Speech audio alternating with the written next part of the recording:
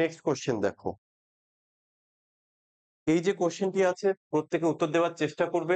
খুব সুন্দর একটি কোশ্চেন। তবে এই কোশ্চেন দেখে উত্তর বলা যায়, এর জন্য কোনো কিছু মুখস্থ রাখার দরকার নেই। কেউ তোমরা এটাকে এক্স ধরে করবে না, বা যে প্রথমে কি বলা হয়েছে আগে একটু দেখে নেব। একটা নির্দিষ্ট পরিমাণ অর্থ 3 বছরের জন্য সরল সুদের হারে রাখা হয়েছিল। যদি এটি 2% বেশি সুদের হারে রাখা হতো তবে 360 টাকা বেশি পাওয়া যেত। তাহলে আসল টাকার পরিমাণ কত?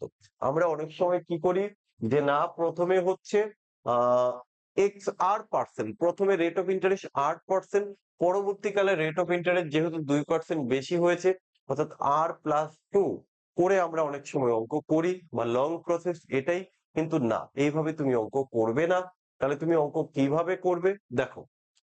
আমরা দেখলাম যে এখানে 2% ইন্টারেস্টে যদি বেশি রাখা হতো, তাহলে এখান থেকেই আমি অঙ্কটা শুরু করব। এই 2% মানেটা কি? 2% বলতে আমরা বুঝি 100 টাকার জন্য 1 বছরে আমাকে 2 টাকা বেশি দেওয়া হচ্ছে।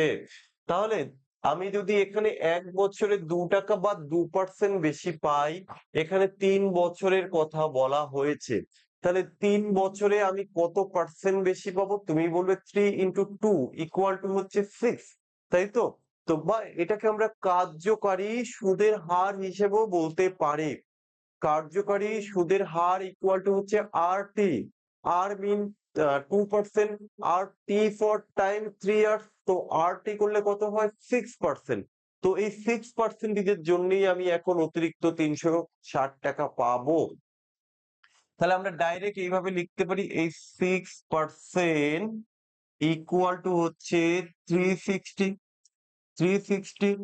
কিন্তু আমরা সিম্পল ইন্টারেস্টের each and every question principal 100 ধরে করব বলেছিলাম।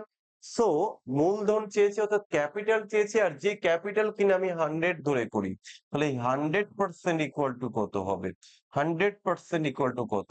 আমরা দেখলাম ক্যালকুলেশনটা কিভাবে হবে। এই 6 এর কত মাল্টিপ্লিকেশন করেছি আমরা? 60 গুণ। তাহলে এক কাজ করো, এই 100 এরও তুমি 60 গুণ করে দাও। 100 এর 60 গুণ করলে কত হবে? 6000 হবে, 6000। আর এই 6000 হয়ে যাচ্ছে তোমার আনসার। এই 6000 হয়ে যাচ্ছে আনসার।